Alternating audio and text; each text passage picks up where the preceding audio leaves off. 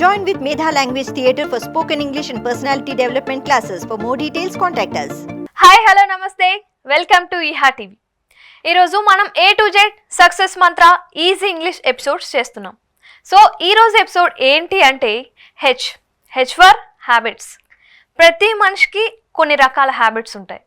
So ఎలాంటి habits ఉంటే జీవితం అనేది ముందుకెళ్తుంది, ఎలాంటి హ్యాబిట్స్ ఉంటే జీవితంలో సక్సెస్ వస్తుంది, ఇవన్నీ మనం చిరంజీవి గారితో మాట్లాడి తెలుసుకుందాం.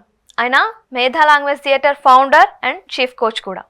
సో అలాంటి వారితో మాట్లాడితే మనకి చాలా నాలెడ్జ్ వస్తుంది కాబట్టి ఆయనతోనే మాట్లాడి తెలుసుకుందాం. నమస్తే సార్. నమస్తే అండి. సో మనం ఇప్పుడు వరకు A to G వరకు ఎపిసోడ్స్ చేసాం. ఈరోజు హెచ్ ఫర్ హ్యాబిట్స్ కదా. సో ఎలాంటి హ్యాబిట్స్ ఉండాలి ఒక మనిషికి జీవితంలో ఎదగాలి, సక్సెస్ కావాలి, ఏదైనా అనుకుంటే చేయాలి అంటే? ఎలాంటి హ్యాబిట్స్ ఉండాలి అనేది ఏ వ్యక్తి తనకు తాను నిర్ణయించుకోవాల్సిందే. ఎందుకంటే మన బిహేవియర్ అనేది, our behaviour is nothing but the combination of habits. మన బిహేవియర్ అంతా ఏంటంటే ఇది హ్యాబిట్సే. The way you walk, the way you talk, the way you laugh, the way you live or the way you lead, everything is a habit. Habit అంటే ఏంటి అంటే ఆలోచించకుండా ఆటోమేటిక్గా, అంటే ఆటో పైలట్ మోడ్లో బిహేవ్ చేసేదాన్ని హ్యాబిట్ అంటారు. నేను ఎందుకన్నాను అంటే walking is a habit, talking is a habit అని. ఎనీథింగ్ ఈజ్, మన బిహేవియర్ అంతా కూడా ఇట్స్ కాంబినేషన్ ఆఫ్ హ్యాబిట్. మనం చూస్తూ ఉంటాం కదా, కొందరు బిజినెస్లో కానీ ఎక్కడైనా సరే సక్సెస్ అయిన వాళ్ళు కంటిన్యూస్గా సక్సెస్ అవుతూనే ఉంటారు. అవును, డబ్బు సంపాదించే వాళ్ళు సంపాదిస్తూనే ఉంటారు. అలాగే అప్పులు చేసి కష్టపడే వాళ్ళు అలా చేస్తూనే ఉంటారు. ఎందుకు అలా జరుగుద్ది అంటే, ఏదైనా ఒకటి మనకు అలవాటైందంటే ఆ అలవాటుని బ్రేక్ చేసుకోలేనప్పుడు అది కంటిన్యూ అవుతుంది. అందుకే the secret of being successful lies in breaking your own habits and making your own habits. ఏ హ్యాబిట్స్ని బ్రేక్ చేసుకోవాలి, ఏ హ్యాబిట్స్ని కొత్తగా ఏర్పాటు చేసుకోవాలి అనేది తెలియాలి, దానికి కావలసిన ప్రయత్నం చేయాలి. సో హ్యాబిట్స్ అంటే nothing but it's our behaviour అంతే. కాబట్టి హ్యాబిట్స్ పాత్ర చాలా ఎక్కువ అండి. ఈ హ్యాబిట్స్ ఎలా ఫామ్ అవుతాయి అంటే, సాధారణంగా మనకు వచ్చే హ్యాబిట్స్ అన్నీ కూడా 4 ఫ్యాక్టర్స్ని బేస్గా చేసుకుని ఉంటాయి. ఒకటి మన చుట్టూ ఉన్న ఎన్విరాన్మెంట్. మన చుట్టూ ఉన్న ఎన్విరాన్మెంట్ ఏదైతే ఉందో దాన్ని బట్టి కొన్ని హ్యాబిట్స్ వస్తాయి. రెండవది ఎడ్యుకేషన్, అంటే మనం నేర్చుకుంటున్న విజ్ఞానం ఏదైతే ఉందో స్కూల్లో కావచ్చు, కాలేజీలో కావచ్చు, ఎడ్యుకేషన్ని బట్టి కొన్ని హ్యాబిట్స్ ఫామ్ అవుతుంటాయి.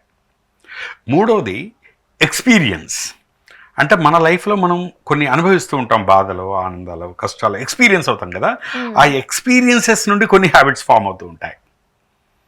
Very important thing is association. మనం ఎలాంటి వాళ్ళతో అసోసియేట్ అవుతున్నాం, డే టు డే లైఫ్లో ఎలాంటి వాళ్ళతో మనం టైం స్పెండ్ చేస్తున్నాం, కలిసి ట్రావెల్ చేస్తున్నాం అనే దాన్ని బట్టి కొన్ని హ్యాబిట్స్ ఫామ్ అవుతూ ఉంటాయి.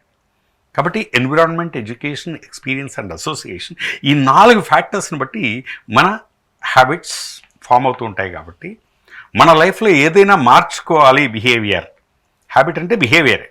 బిహేవియర్ మార్చుకోవాలంటే ముందు ఈ 4ని మార్చుకోవాలి.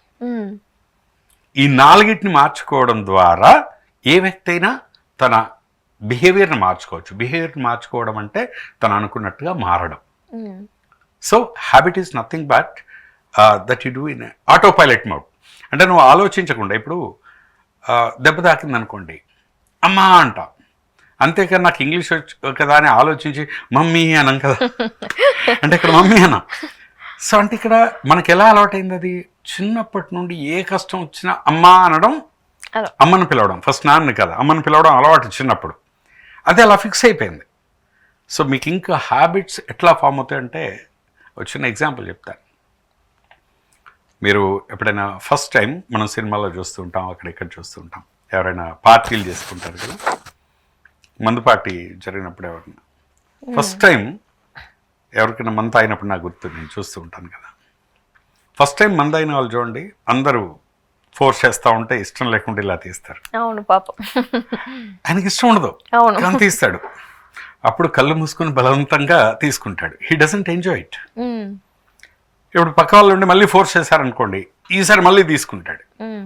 అలా ఫోర్స్ఫుల్గా ఫటాఫట్ 4-5 సార్లు తీసుకున్నాడు అనుకోండి, వెంటనే వామిటింగ్ అవుద్ది, పడిపోతాడు.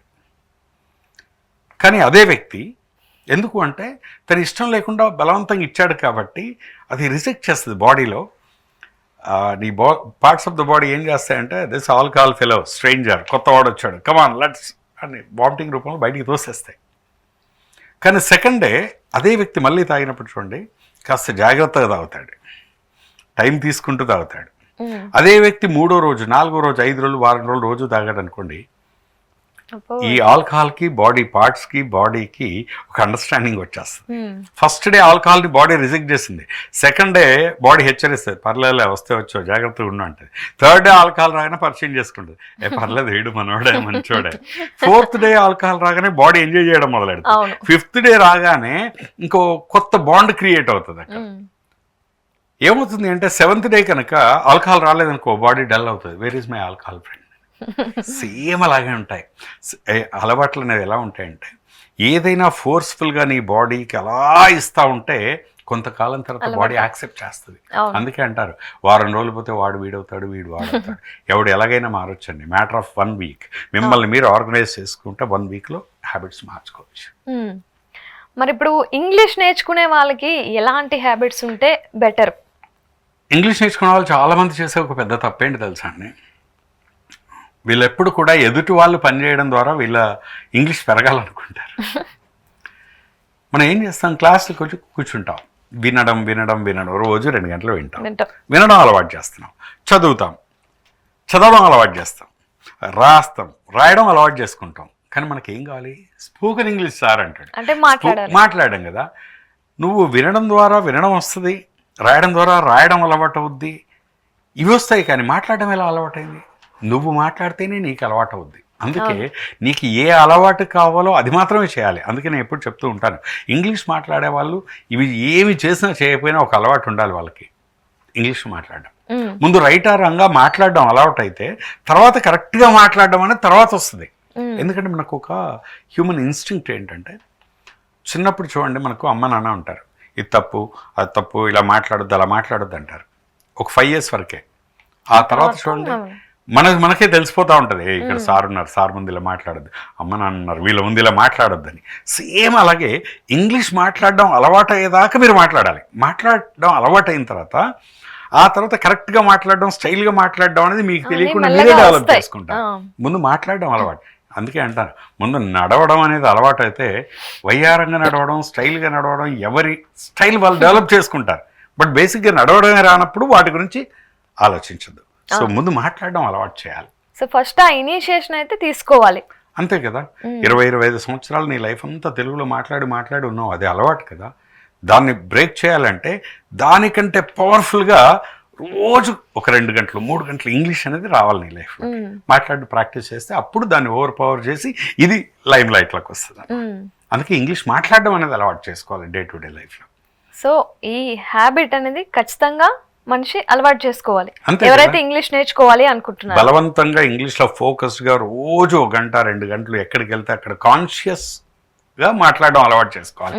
ఎక్కడైనా ఆఫీస్కి వెళ్ళాం, ఇప్పుడు ఇంగ్లీష్లో మాట్లాడదాం అనుకోవాలి, లేదా ఇంకో దగ్గరికి వెళ్ళాం, no I should speak English అనుకోవాలి. ఇలా అనుకొని ఎక్కడికక్కడ ఏ రోజుకి ఆ రోజు 5-6 సార్లు ఇంగ్లీష్ మాట్లాడారనుకోండి, ముందు మాట్లాడడం అలవాటు అవుతుంది. సో అది మాట్లాడకుండా క్లాస్ రూమ్లోనే విని అక్కడే అంతా రావాలని కోరుకొని బయటకు వెళ్ళగానే తెలుగు మాట్లాడితే మళ్ళీ ఇంగ్లీష్ రాదు.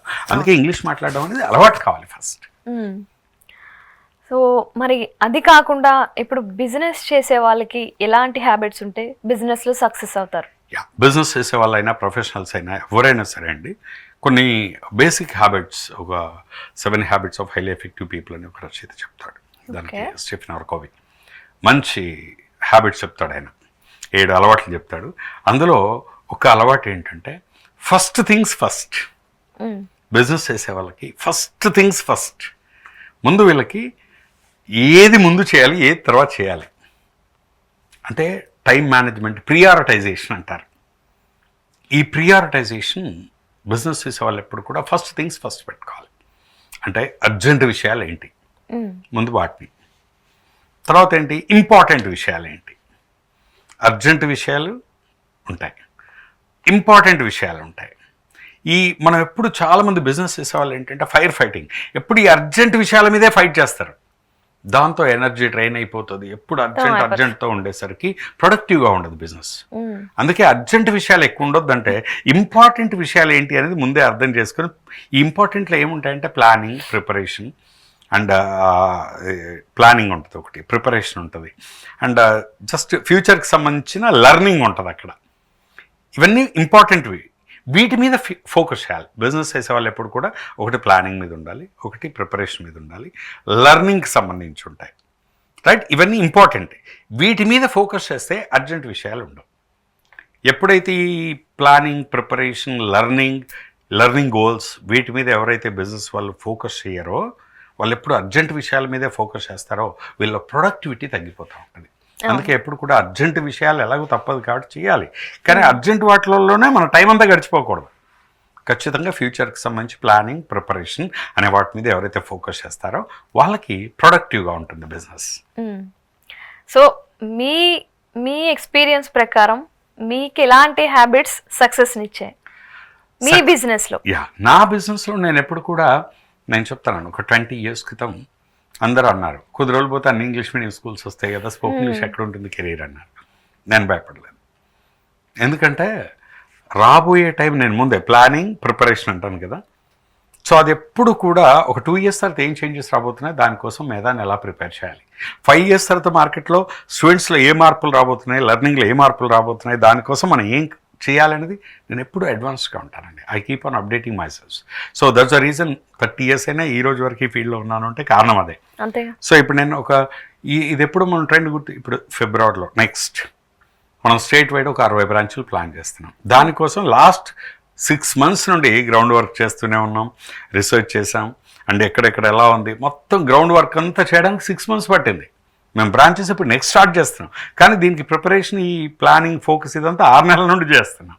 అంటే ఎప్పుడు కూడా ప్లానింగ్, ప్రిపరేషన్ అనేది ఎప్పుడైతే ఫోకస్ చేస్తామో అప్పుడు బిజినెస్ గోల్స్ అద్భుతంగా ఉంటాయి. మా గోల్ ఏంటంటే ప్రతి డిస్ట్రిక్ట్ హెడ్-క్వార్టర్లో ఒక మేధా బ్రాంచ్ స్టార్ట్ చేయాలి. సో కొద్ది రోజుల్లో దానికోసమే నా ప్యార్ on this work. Okay, so viewers చూసారు కదా, చిరంజీవి గారు అయితే మీ డిస్ట్రిక్ట్లో ఒకవేళ పెట్టాలి అనుకుంటే ఈ మేధా లాంగ్వేజ్ థియేటర్ అనేది మీ ఊర్లో పెట్టాలి అనుకుంటే మీరు ఉత్సాహతో బిజినెస్ పార్ట్నర్ అవ్వచ్చు. కొంచెం ఖర్చు అవుతుంది, కానీ మీ వల్ల చాలామంది ఇంగ్లీష్ నేర్చుకుంటారు. సో వాళ్ళకి హెల్ప్ చేసిన వారు అవుతారు మీరు, అండ్ మీకు కూడా బిజినెస్ అనేది ఇంప్రూవ్ అవుతుంది. వాళ్ళతో కనుక బిజినెస్ చేయాలనుకుంటే స్క్రీన్ మీద కనిపిస్తున్న నెంబర్కి అయితే మీరు కాల్ చేయండి. Thank you for watching.